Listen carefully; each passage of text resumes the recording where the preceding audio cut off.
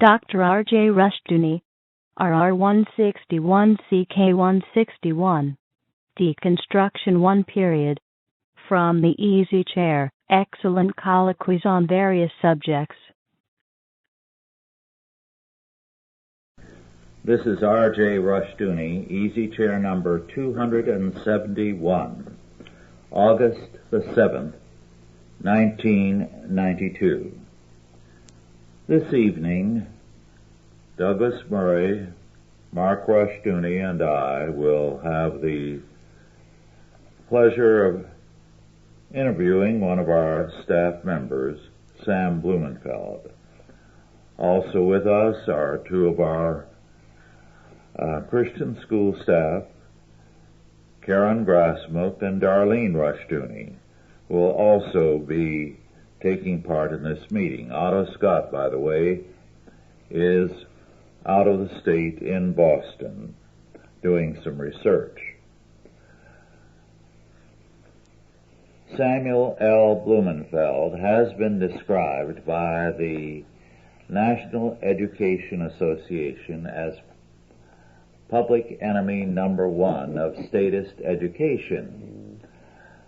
That is because over the years, Sam's effect on private schooling, especially homeschooling, has been nothing short of phenomenal. He has crisscrossed the United States time and time again, speaking on the problems of statist education and the answers and the remedies to that.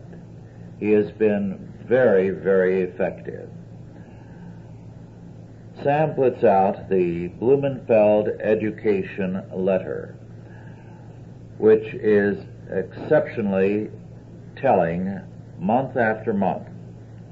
If you are interested in getting a sample copy, telephone 208-343-3790, 208-343-3790.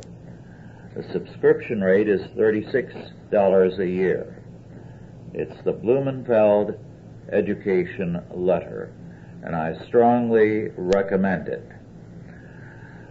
Besides knowing more about the United States from his travels than almost any other living American, Sam has also traveled extensively abroad and spoken on education not only in Britain but in Australia, where he spent some weeks last year speaking all over that tremendous country on education.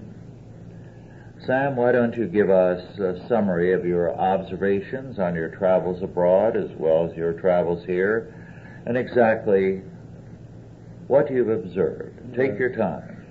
Well, Rush, first of all, I just want to tell you what a delight it is to be here with you in California.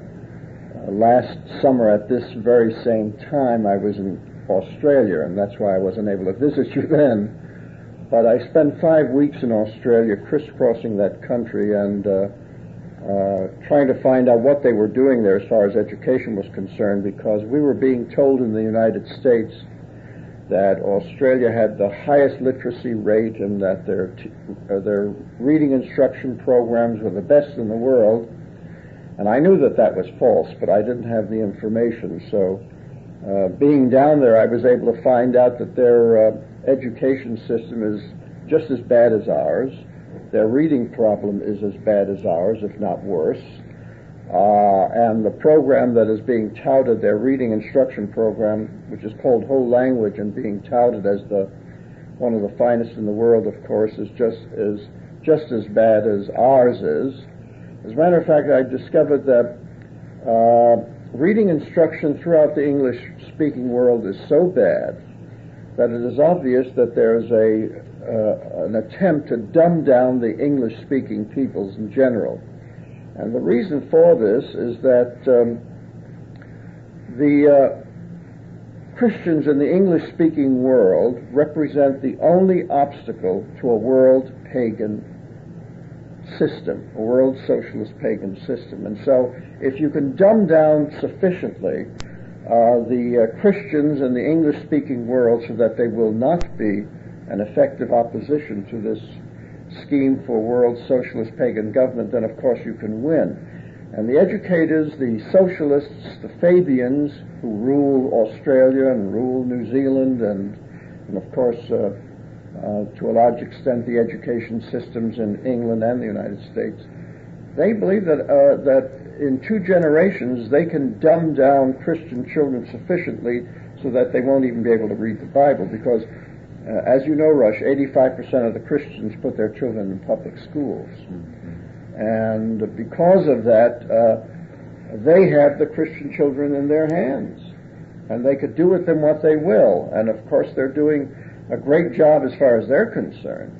And that's what I found in Australia. I found that the Fabians run the Australian education system, even though that, like ours, it's just they have state systems. As you know, Rush, they have these 7 or 8 states in Australia, and each state has its own school system, but they're virtually identical in what they're doing. The curriculum it's the same package that you find coming out of American universities. The interesting thing is that their professors of education come to the United States.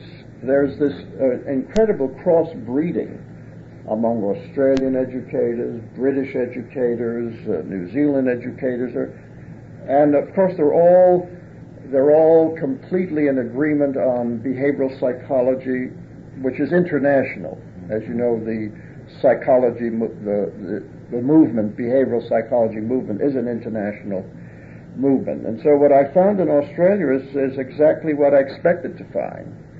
The interesting thing is that we don't have that information here. So I was able to gather sufficient number of clippings from Australian newspapers where they raised the alarm about the dumbing down, and for example, they can't find enough recruits for the army who can read. Industry is hurting in Australia because of the low literacy level of the young people. But I was able to get enough sufficient clippings so that I could put out a newsletter documenting chapter and verse the decline of literacy in Australia. So as you can see, Rush, the situation is quite bad. And of course here in the United States it's getting worse. But the educators are deceiving our people. They're deceiving the parents, they're deceiving the teachers by telling us that, oh well, these new methods of teaching reading are working wonders in Australia and New Zealand, and then of course we find out that they're not. Now this new teaching method, do you want me to go on this? Surely. Rush, okay. This new reading program is called Whole Language. Now, what distinguishes whole language from the look, say, or whole word method is that it is even more insidious than the Dick and Jane books. Whole language is now based on deconstructionist theory. In other words, they believe that when you read, you make up the meaning.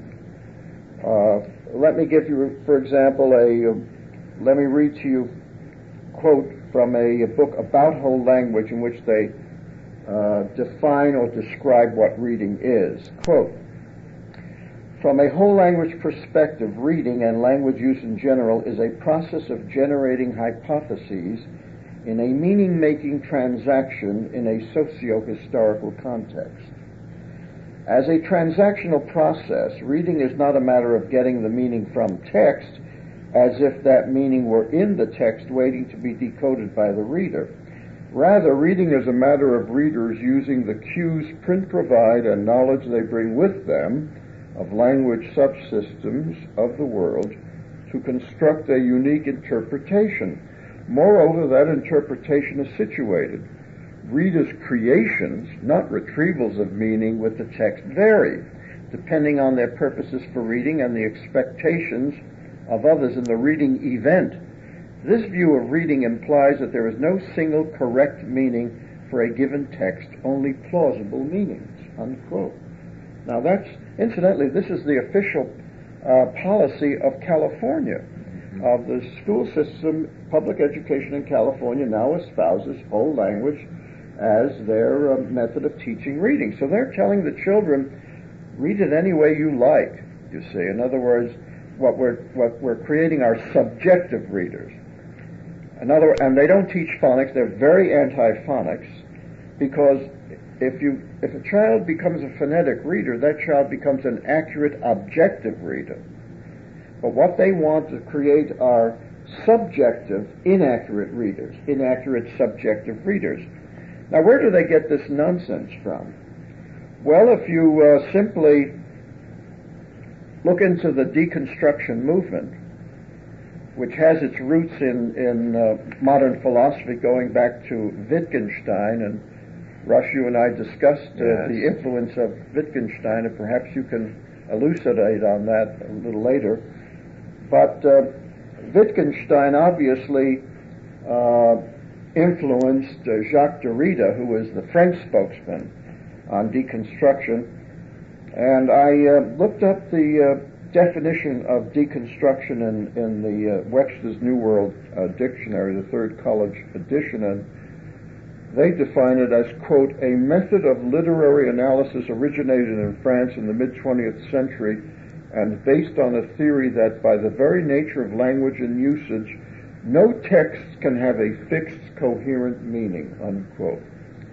Well, the whole purpose of this, I believe, is actually to destroy the word, to destroy the absoluteness of the word as we know it in the Bible. And they make it rather clear because in an article that was published in the Academic American Encyclopedia on deconstruction, it states, quote, what most characterizes deconstruction is its notion of textuality, a view of language as it exists not only in books but in speech, in history, and in culture. For the deconstructionist, language constitutes everything. The world itself is text. Language shapes humanity and creates human reality. Yet, upon close examination, words seem to have no necessary connection with reality, or with concepts or ideas. And then it goes on to say, given the numerous hidden links of a text to its cultural and social intertext, the text's content and meaning are essentially indeterminate. Texts, therefore, are unreadable, and the practice of interpretation may be defined as misreading. Now, they're teaching the kids to misread, so they're becoming great deconstructionists. The article goes on to state, quote, Derrida attacks what he calls logocentrism, the human habit of assigning truth to logos, to spoken language, the voice of reason, the word of God. Derrida finds that logocentrism generates and depends upon a framework of two-term oppositions that are basic to Western thinking, such as being, non-being, thing, word, truth, lie, male, female. In the logocentric epistemological system, the first term of each pair is privilege, truth, lie, male, female. Derrida is critical of these hierarchical polarities and seeks to take tradition apart by reversing their order and displacing and thus transforming each of the terms by putting them in slightly different positions within a word group, or by pursuing their etymology to extreme lengths, or by substituting words in other languages that look and sound alike, unquote. In other words, what we have now in the primary school, the philosophy of deconstruction, now is the basis of reading instruction to 5- and 6-year-olds. It just shows you how the lunacy that exists at the highest level in our academic world can filter down or be brought down to the level where it is actually used as the philosophy for teaching children to read, you see, Rush. Now, perhaps, Rush, you'd like to go into Wittgenstein, who is probably the father of would you say that he's the father of deconstruction? I don't know. I think it had many fathers, but Yes. he certainly was a central one, a very central one. I'd like to point out something that most people never think about. Deconstruction has taken over all the churches. Their scholars are deconstructionists without saying so. For example, there is a small library of books that have come out in recent years which tell you with all kinds of paraphernalia of scholarship with the Hebrew and Greek texts of the Bible that the Bible is not against homosexuality. Now, basic to what they are saying is that deconstructionism can be and must be applied to the Bible, so that they can take the very plain text of Scripture, which calls for the death penalty for homosexuality, that calls homosexuals dogs, and somehow make it a vindication of homosexuals. All this is possible because if you begin with the deconstructionist theory, then meaning is something each person makes for himself. This is why, for example, deconstructionism in our state schools leads to values clarification courses. In those courses, values are taught. The parents are assured we are strongly for moral values. But what they mean by it is that each person makes his own values. And those values can include every kind of evil imaginable. But it's your value. Yeah. You are the creator of meaning. You are the sole determiner. No one has the right to judge you for it. Now, 20 and 30 years ago, these people would say, of course, anything is valid as long as you don't hurt someone else. That is no longer the case, because now they're saying, who says that you have no right to hurt or use someone else?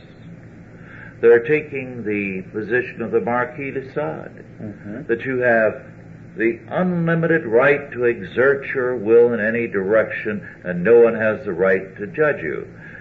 This is why law enforcement is being eroded by our courts, because the philosophy that informs our legal system is being subjected increasingly to deconstructionist thinking. This is why the editor of the annual Supreme Court Review has said there is no longer any law that winds up meaning what the framers of the law intended it to mean. When the lawyers and the judges especially get through with it, it is turned upside down. Well, this is all deconstruction in action. It is the death of meaning. Yeah, and the children are being trained to accept that. In Yes. other words, that's the way they're going to read. Let me quote again from the book on whole language. Here's another definition that they give of whole language. Quote, whole language represents a major shift in thinking about the reading process. Rather than viewing reading as getting the words, whole language educators view reading as essentially a process of creating meanings. Meaning is created through a transaction with whole meaningful texts, i.e. texts of any length that were written with the intent to communicate meaning. It is a transaction, not an extraction of the meaning from print, in the sense that the reader-created meanings are a fusion of what the reader brings and what the text offers. In a transactional model, words do not have static meanings. Rather, they have meaning potentials and the capacity to communicate multiple meanings, unquote.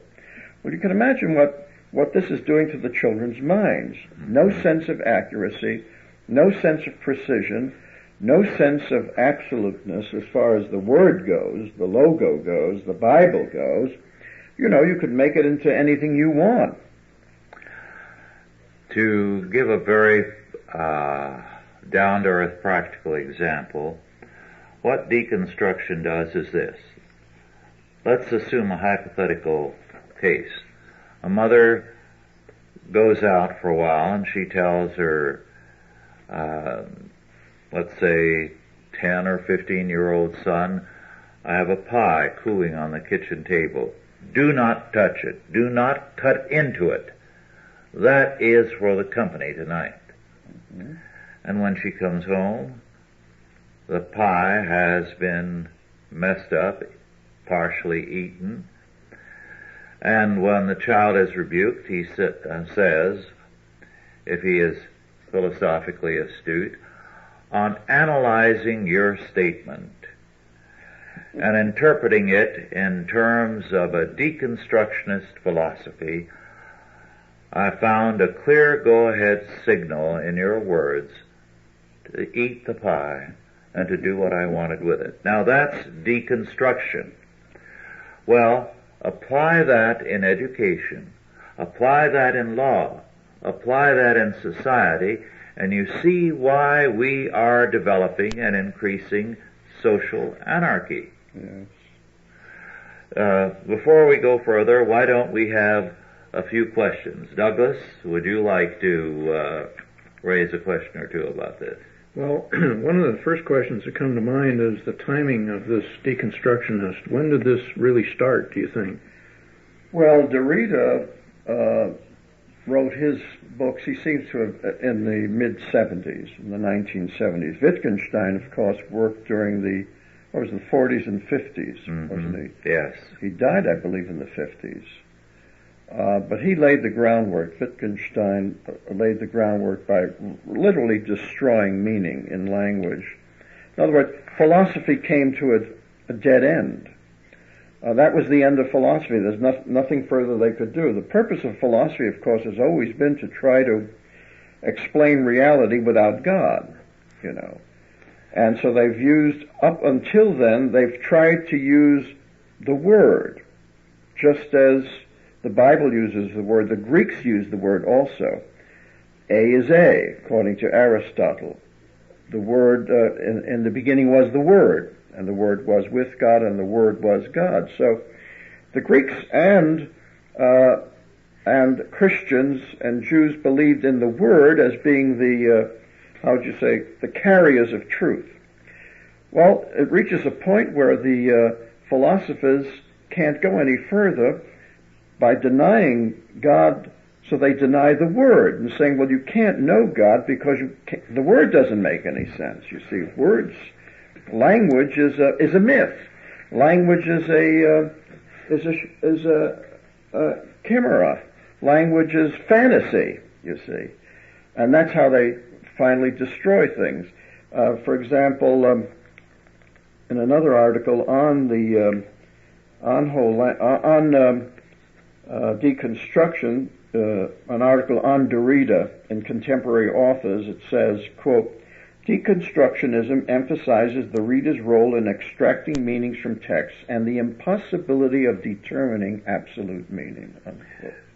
Very simply, what deconstruction means is there is no God. Therefore, there is no meaning. Therefore, the only meaning that can exist is what you yourself create for yourself.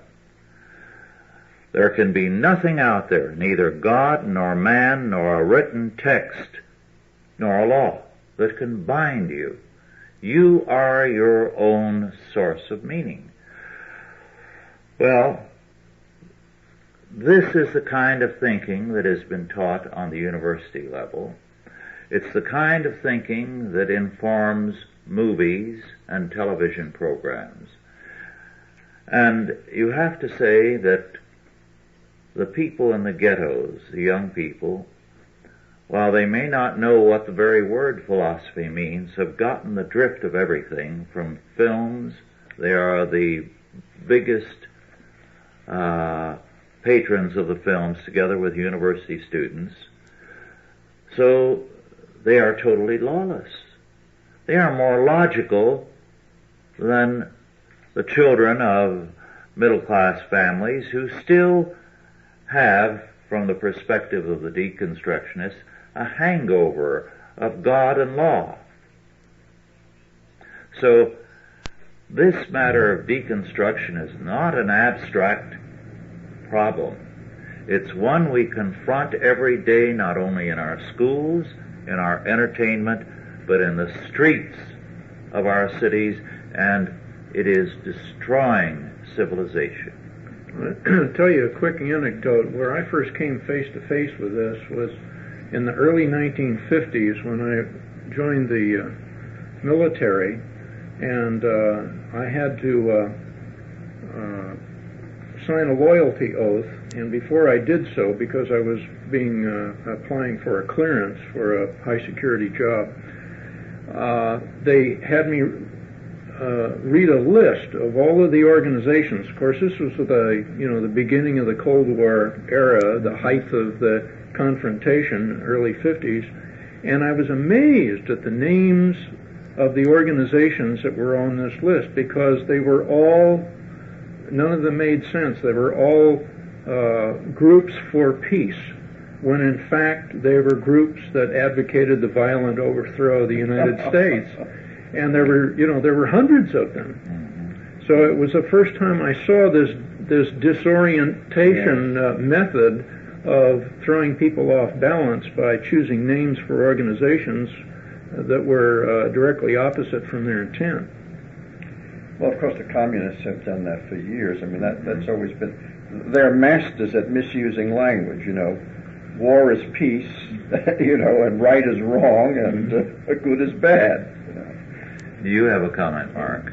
Yes, as I understand it, they don't have to explain to children that the words don't mean anything. They train them in it because they have them write compositions before they can write a sentence without any spelling. Yes. Even if the composition doesn't make any sense, they're praised because they're being creative. Yes, they use what is known as creative spelling. Creative spelling. Creative spelling is spell it any way you like. In other words, the children are told to write before they know how to read. And so they will scribble anything that resembles writing. Sometimes it doesn't even resemble writing. And the children are asked to read it. And of course, some of the kids look at it and then try to figure out what they wrote. Usually they can, they know what they wanted to say, and so they'll say it. But tomorrow, they won't even be able to remember what they wrote, or won't be able to translate it. So they don't teach spelling. And the way they teach reading now is that the children, first of all, whole language believes that you don't have to teach children to read. They learn to read the way they learn to speak, naturally. So all you have to do is surround them by books, immerse them in real literature, and somehow through a process of osmosis they're going to learn to read. And one of the commandments of whole language is that you must not fragment the language. Everything has to be done in wholes. Therefore, you cannot teach phonics in isolation. You cannot teach letter sounds, because that's fragmentation. That's not whole. So they've got this fetish of the whole. And the result is, of course, that the children read very inaccurately. They guess at words. They substitute words. They leave out words that are there. They put in words that aren't there. They're encouraged to even skip words that they don't know. So after you've been encouraging children to read this way for 2 years, the first 2 years of their education, you can imagine what kind of products you're going to get. They're not going to be able to write. They're not going to be able to read. And it's going to be a pretty messy situation for them. Taking a stand against this sort of thing. And why the home school and the Christian school that is knowledgeable about what is at stake is so very important.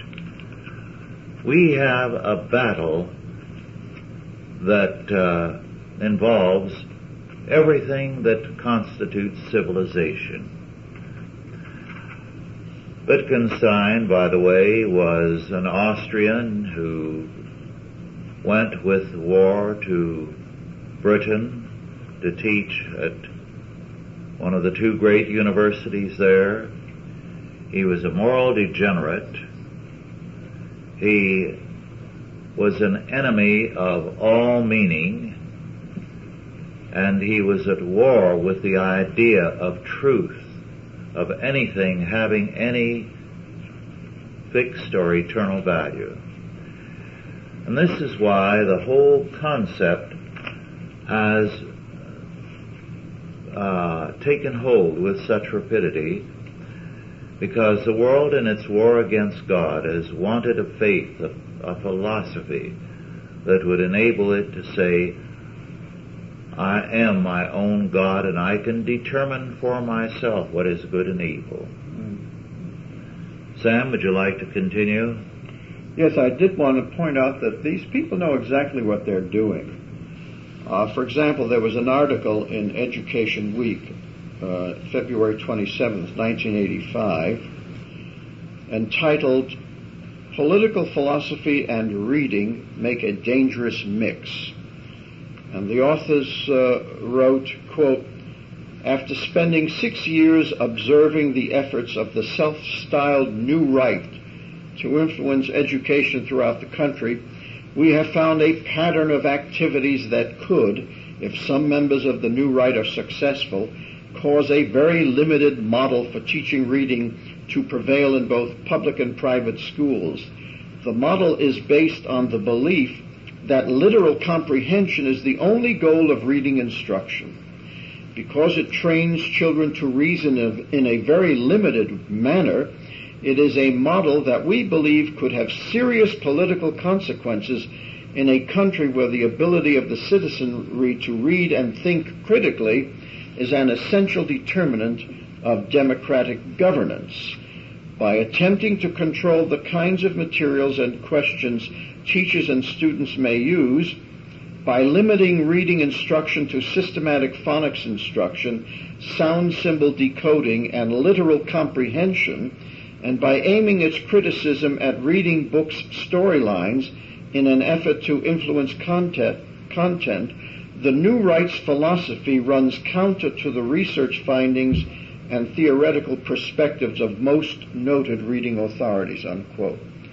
So you can see they know exactly what they want to destroy. They want to destroy literal meaning, literal comprehension, intensive systematic phonics. That's the enemy, you see, because that's going to produce accurate, precise,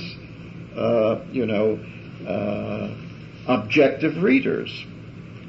Well, I'd like to ask the question, if the deconstructionists know what they're doing, have they explained how they're going to operate a high-tech world with functional illiterates who can't read instruction books? Well, that assumes that they believe in a high-tech world. You see, they believe in civilization. They don't. These people, if you get down to the bottom of it, they want even a form of society that precedes even pagan culture, because the Greeks believed in A is A. I mean, they believed in the word, their own word. But these people want to go back to, I would say, to primitive man at the earliest stage of his development, when the way of knowing, his means of knowing reality, was through superstition and emotion. In other words, emotion and superstition, feeling, were the two means of knowing reality. Now, what kind of a civilization can you have that depends on superstition and emotion as your means of knowing? You're going to have something even more primitive than, say, ancient Greece. So that's why they're teaching occultism. Oh, yes. Along with this deconstructionist reading method. That's the superstitious ingredient, you see. Why is there this resurgence of astrology, psychic reading, all of that? People want to know reality. They even say that people play the stock market by going to psychics these days. Mm-hmm. And you have a scientific convention that has as part of its program the worship of Mother Earth, Gaia, an outright paganism, primitivism. Well, there's a conflict in ultimate purpose, it would seem. If these people, the deconstructionists, wipe out the means of generating wealth that pays their paychecks, where do they wind up in all this? Well, it's very interesting that while these people expect children to read inaccurately and unobjectively, these people know how to make reservations on planes, they know how to get their paychecks, they know how to read their book contracts, talking about the people at the top. So obviously you're dealing with a very degenerate elite that doesn't mind dumbing down enough people so that they can destroy Christianity. That's their first goal. Destroy Christianity. Then they'll see what else they'll do, you see. First, let's get rid of Christianity, I imagine they think in terms of stages, but that's the first thing they want to get rid of. And of course, they don't apply these principles to their own lives. I mean, after all, Wittgenstein knew how to make reservations on ocean liners, and he was also paid the rent and did things like that. So they have a grounding in reality. You have to realize that some of the far-out environmental groups like Earth First have said that 90% of the human race has to go, and the remaining 10% remain as caretakers of the environment. When they first made that statement, it marked them as quite a far-out group. But now so many others are making wild statements not unlike that. So it's becoming apparent that you have a growing number of people who feel that most of us should be eliminated, and that a handful of them alone should remain as the caretakers of Goddess Earth. One of their goals, deconstructionist goals, must be to destroy newspapers so they can save trees. Well, they're going to destroy people and save the spotted owl. Yes. Incidentally, another aspect of this destruction of civilization, of Christian civilization, involves sexualizing the children at a very early age. As you know now, with this concern about AIDS, they're now going to start teaching awakening children to sexuality in kindergarten. And they're going to tell children all the different ways that you can get AIDS, and I'm sure they're going to leave absolutely nothing to the imagination. Which simply means now that the children earlier in their lives will become sexually active. Now, when you create that kind of sexual promiscuity among children at that age, they are going to confront Christianity, which of course forbids premarital sex, that kind of activity. So what is going to happen? You're going to have children whose sexuality has been aroused. They're going to engage in it. They're going to confront a biblical morality, and so they are going to have what is known as cognitive dissonance. This is a situation or a condition that the psychologists use in order to bring the kids over to their side. In other words, if the child comes from a Christian home, he or she will have to make a decision. Which philosophy, which morality shall I accept? The humanist morality that says I can do anything, or the Christian morality that says, yeah, I've got to wait? Well, what do you think most kids will choose? I mean, you could already see it in the numbers of children who want condoms, you see. And pagan society has always been characterized by, a high degree of sexual promiscuity and a highly sexualized society. And of course, what does that bring you? It brings you disease, it brings you social chaos, moral breakdown, and that sort of thing.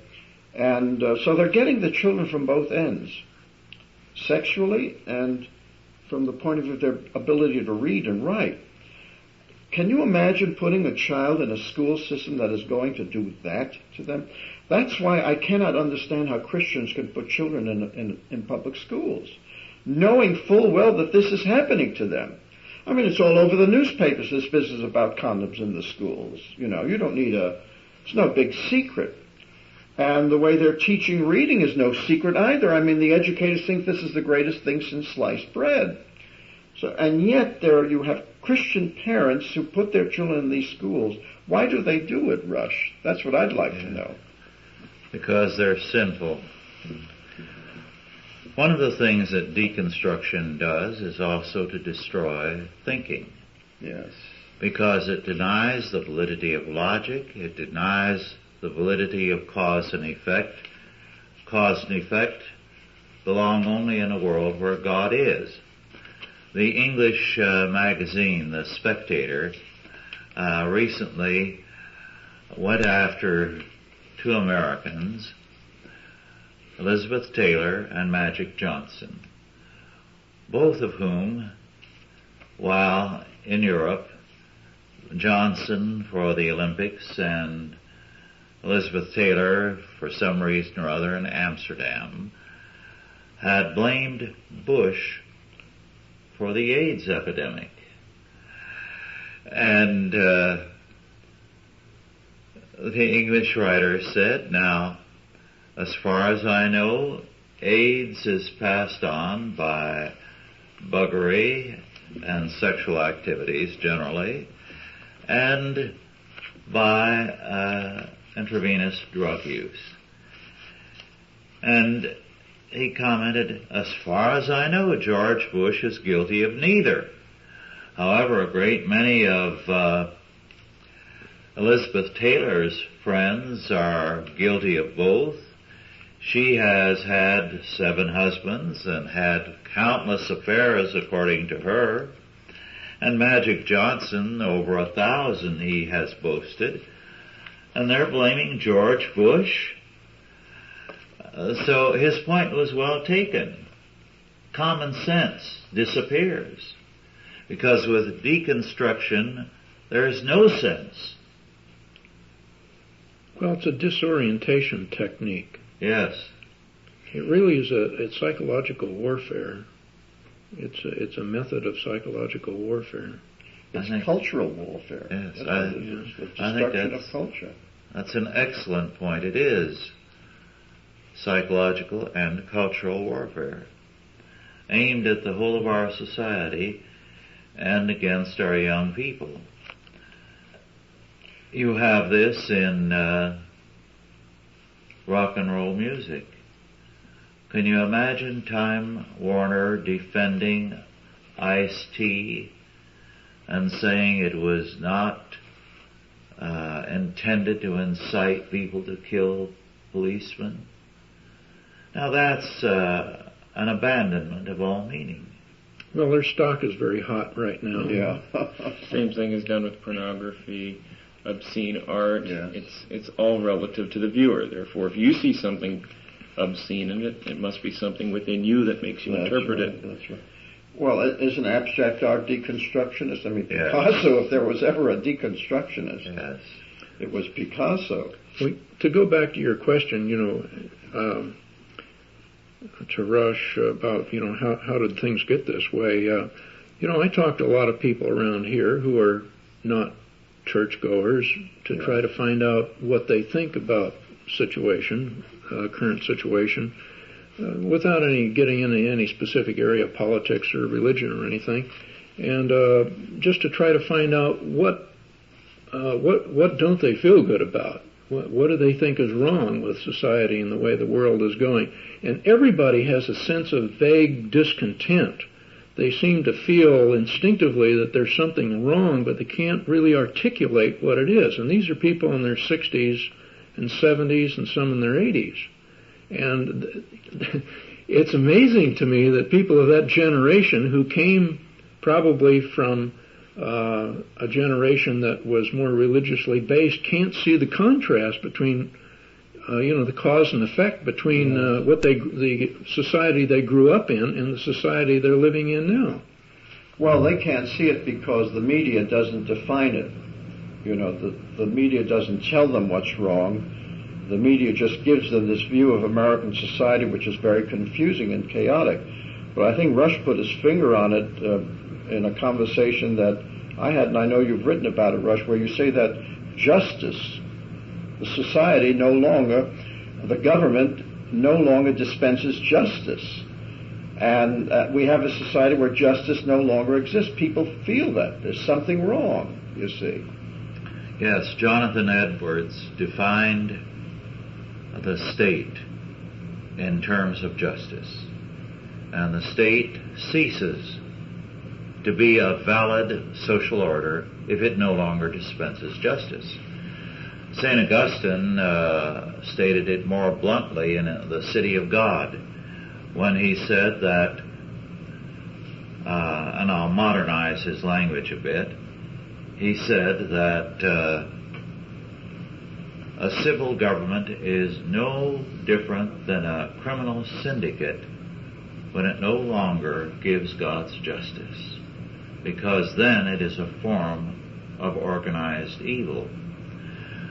Even before St. Augustine, and Augustine cited the episode, Alexander the Great had his naval officers capture a pirate who, with a small fleet, was, or one or two vessels, I've forgotten exactly how many, was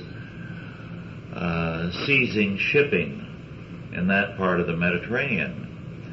And Alexander the Great was quite indignant with the man, and he was going to have him executed, and demanded to know by what authority he was doing this. So the man said, "And by what authority do you invade and kill and seize? Just because you call yourself a civil government, a state, does that make it any more just when you do the same thing I'm doing? And you call yourself legitimate and me a pirate?" And of course, Alexander had to admit the man was right. Mm-hmm. Well, of course, to give you a very good example of a society that is upside down now when it comes to justice, take, for example, the case of the 4 police officers in Los Angeles. They were acquitted by a jury of their peers. Obviously, the jury saw things that the public did not see. I mean, the jurors were not a bunch of racists or ignoramuses. They knew what had occurred before the beating of Rodney King. They were told exactly all of the events that had occurred, and as far as they were concerned, what the policemen did was justified. They were bound by law. Their duty was to arrest this man, to subdue him, and bring him into custody. And what they did was as far as the jurors were concerned, perfectly legal. Now, along comes the federal government that now indicts them on a civil rights charge that they violated Rodney King's civil rights. And the punishment, if they're found guilty, they will go to jail for 10 years. So they will be punished. They will go to jail for 10 years for having done their duty, for having done what the taxpayer is paying them to do. There you see a society where justice no longer exists. So people have a very queasy feeling. Why is Rodney King going to get $6 million from the city of Los Angeles for his trouble, but these police officers are going to spend 10 years in jail? Obviously something is terribly wrong there, you see. And now the jurors who are going to try these police officers, how are they going to feel if they, the sword of Damocles is being held over their heads. If they acquit these officers, well, the rest of Los Angeles will go. Well, the jury will be manipulated by public opinion. Well, that's what they say about the men who dragged the truck driver. I think if they're found guilty, you can see now what's happening to our society, and the government does not have the guts to stand up and say, listen, what's just is just, The criminal will not run this society, but now the criminal is running the show. Well, it's a classic illustration of the trashing of the Constitution. Double jeopardy. These men are being subjected to double jeopardy. States' rights are down the drain. I mean, they've essentially invalidated the state courts. They might as well close up shop and go home. Well, but as you can see, though, that's why the public, as you say, you were talking about these individuals that you speak to who know there's something wrong. They can't articulate it, though. But anyone watching television and seeing what's happening in Los Angeles knows what's wrong. But they know there's nothing they can do about it. What are you going to do about it when the President of the United States, believes that the jurors were wrong and doesn't explain to them, when the press doesn't explain why the jurors found these police officers innocent? Nobody has used logical thinking. Nobody has analyzed it in the press. The schools now are very concerned and keen on teaching children critical thinking, not logical thinking, not clear thinking, but critical thinking. And they're supposed to apply their critical thinking, of course, to the Bible, naturally, That's where you get the higher criticism is now being taught in kindergarten and to the first and second grades. So. Teenagers tend to be critical and cynical anyway. Yes. So it's something that's easy to teach. Yeah, you're absolutely right, Mark. Well, the schools have television piped into them now. Yes. And so the media is able to get into the classroom. They even want to put commercials in, but I think they put a damper on that temporarily. But the media is reaching right into the public classroom.